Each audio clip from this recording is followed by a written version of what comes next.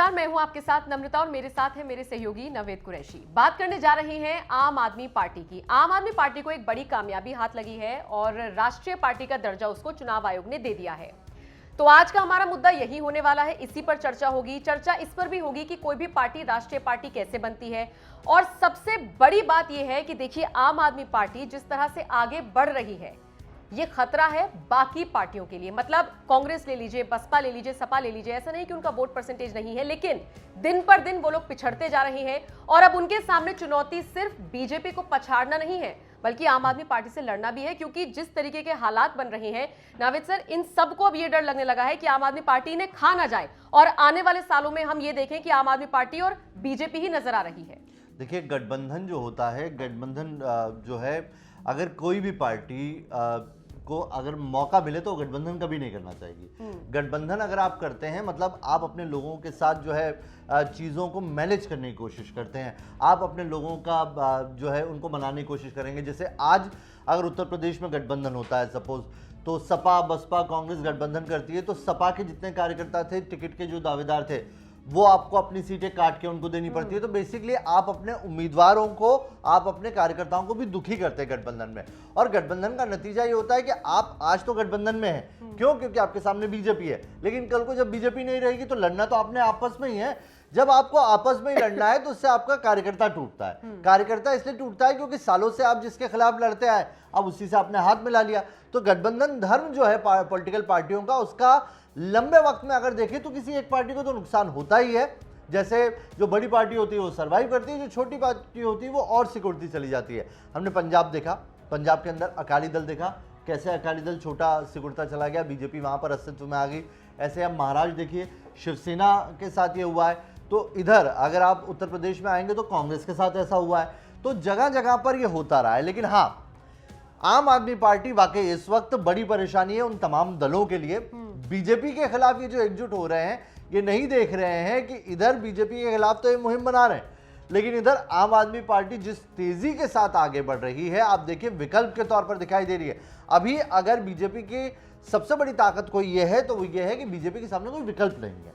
आप क्षेत्रीय पार्टियों को विकल्प के तौर पर देखती नहीं है जनता। लोकसभा के चुनाव में नेशनल पार्टी के तौर पर कांग्रेस थी, कांग्रेस के अंदर ऐसी इतनी खींचतान मची हुई है कि क्या अभी कांग्रेस जो लगातार हर चुनाव में, राज्यों के चुनाव में जिस तरीके से आ रही है, तो उस वजह से लोगों को उसको लेकर यकीन नहीं उभर पा रहा है। और ऐसे में एक पार्टी आती है जो अभी हाल ही में आई है, आप ये देखिए सबसे नई पार्टी है इस वक्त, सबसे नई पार्टी है आम आदमी पार्टी, और 2 स्टेट में सरकार चला रही है और साथ में नेशनल पार्टी का दर्जा लेकर बैठी है। और डराने वाली बात कौन सी है?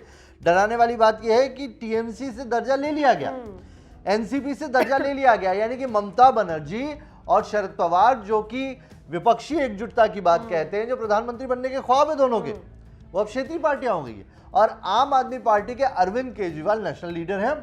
कोई नहीं कह सकता, अगर आज आम आदमी पार्टी के नेता ये कहते हैं कि हमारे जो मुख्य हम प्रधानमंत्री के फेस अरविंद केजरीवाल है, तो हैं, क्योंकि राष्ट्रीय पार्टी है और राष्ट्रीय पार्टी के नेता सोच सकते हैं। राष्ट्रीय पार्टी लोकसभा के लिए चुनाव लड़ेगी, केंद्र में सरकार बनाने के लिए चुनाव लड़ेगी, और अरविंद केजरीवाल प्रधानमंत्री फेस है उनके, इसमें कोई दो राय नहीं। सर मैं आपको बताती हूँ, गुजरात चुनाव जब हम कवर करने के लिए गए तो वहां पर बीजेपी को लेकर सवाल हुआ, होना ही था, लाजमी था। उसके बाद दूसरा सवाल हमने कांग्रेस को लेकर पूछा, तीसरा सवाल पूछा था मैंने, मुझे अच्छे से याद है, बहुत सारे लोगों के बीच जब हम पोल करने के लिए गए कांग्रेस को और आम आदमी पार्टी को लेकर। आपको सर जानकर ताजुब होगा, या ताजुब होना भी नहीं चाहिए वैसे तो, सही कहूं तो गुजरात में कांग्रेस का कोई भी जनाधार देखने को नहीं मिला। मतलब एक पारंपरिक सीट अगर छोड़ दी जाए, 2-4 सीटों को छोड़कर, तो लोग ये कह रहे थे यार केजरीवाल को एक बार को हम मौका दे सकते हैं, कांग्रेस राहुल गांधी इनको तो हमें खदेड़ना है, जो 1-2 जगह पर बची है उनको भी हटाना है।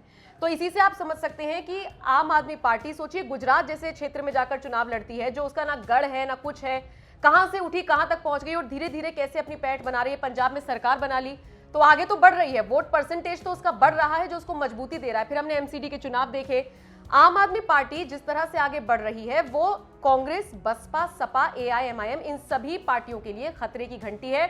और अब इनके लिए चुनौती सिर्फ बीजेपी से लड़ना नहीं, आम आदमी पार्टी से भी लड़ना है। सर अब मैं चाहूंगी आप थोड़ा सा ये समझा दें डिटेल में, कोई भी पार्टी राष्ट्रीय पार्टी बनती कैसे है, कब कहलाती है राष्ट्रीय पार्टी? जी बिल्कुल, मैं बताता हूँ कोई भी पार्टी राष्ट्रीय पार्टी कैसे बनती है, लेकिन उससे पहले एक छोटी सी चीज़ नम्रता बताना चाहूँगा कि देखिए वक्त के साथ बदलना होता है, जो बदलता नहीं है वो अस्त हो जाता है, ये कहावत बहुत पुरानी है। और एक बहुत ही आसान शब्दों में अगर मैं कहूँ तो आप देखेंगे कि आपने पहली बार अपनी किस उम्र में मोबाइल फ़ोन इस्तेमाल किया था, याद है आपको? नहीं, लेकिन हो गए बहुत साल। लेकिन हाँ, बहुत साल हो गए और आप भी उसमें एक अच्छी उम्र में आने के बाद मोबाइल हाँ। इस्तेमाल किया होगा। या मैं अपनी बात करूं तो मैं कॉलेज में था तब मेरे पास फ़ोन पहली मर्तबा आया था, या कॉलेज के बाद मास्टर्स में था तब आया था, और ऐसे कई लोग होंगे। आज के अगर आप बच्चों को देखेंगे तो वो बहुत फ्रीक्वेंट होते हैं, मतलब बदलते वक्त के साथ टेक्नोलॉजी और बहुत सारी चीज़ें बदल रही है। तो कांग्रेस अभी भी वही है जो क्या कहते हैं कि मास्टर्स में जिनके हाथ में फ़ोन आया था, और बीजेपी अपने आप को बदल रही है, एडवांस करती जा रही है, वो नए नए अपग्रेडेशन अपने अंदर ला रही है। और आम आदमी पार्टी वो बच्चा है जिसके हाथ में, जिसके अंदर इंटेल 4 का प्रोसेसर लगा हुआ है या i6 i7 का प्रोसेसर लगा है। एप्पल चलाना है तो उसके लिए 2 मिनट का खेल है, वो 2 मिनट में चलाएगा और समझ जाएगा। तो वक्त बदल रहा है, और बदलते वक्त के साथ ना सिर्फ आप ये कह सकते हैं पार्टियों का चुनाव लड़ने का तरीका बन रहा है, बल्कि आम आदमी पार्टी इसमें बहुत ज़्यादा आगे बढ़ती जा रही है। अब मैं आपको बताता हूं कि आखिर राष्ट्रीय पार्टी का दर्जा हासिल कैसे होता है। तो कोई भी दल जिसे 4 राज्यों में क्षेत्रीय दल का दर्जा प्राप्त हो, यानी कि राज्यों के हिसाब से क्षेत्रीय दल होता है। समाजवादी पार्टी उत्तर प्रदेश में जो है वो क्षेत्रीय दल है, बसपा उत्तर प्रदेश में भी क्षेत्रीय दल है। बसपा के 2 विधायक अगर मध्य प्रदेश में आते हैं तो वहां पर भी उसको क्षेत्रीय दल का वो हिस्सा हासिल है। पंजाब में भी उसके विधायक जीत के आते हैं, वहां पर भी वो क्षेत्रीय दल है, और साथ ही राजस्थान में भी उसके विधायक जीत के आते हैं। तो 4 राज्यों में वो क्षेत्रीय दल है, इस वजह से उसे नेशनल पार्टी का दर्जा मिला है। तो ये 4 राज्यों में जिसके पास क्षेत्रीय दल हो, या कोई दल 3 अलग अलग राज्यों को मिलाकर लोकसभा की 2% सीटें जीतता हो, यानी कि एक राज्य से काम नहीं चलेगा। अगर उत्तर प्रदेश में समाजवादी पार्टी सारी सीटें निकाल के ले आती तो भी वो राष्ट्रीय पार्टी नहीं बन पाएगी। उसे 2 राज्य कम से कम, उत्तर प्रदेश भी और उत्तर प्रदेश के बाहर दिल्ली या हिमाचल या कहीं पर भी एक जगह और होना चाहिए जहां पर वो लोकसभा की सीट जीते, और वो इतनी सीटें होनी चाहिए कि वो पूरी लोकसभा का 2% वोटर कैटर करता हो, तो उसे नेशनल पार्टी का दर्जा मिलेगा। इसके अलावा कम से कम 11 सीटें जीतनी जरूरी होनी चाहिए, यानी कि 2% मतलब 11 सीटें लोकसभा की होनी चाहिए।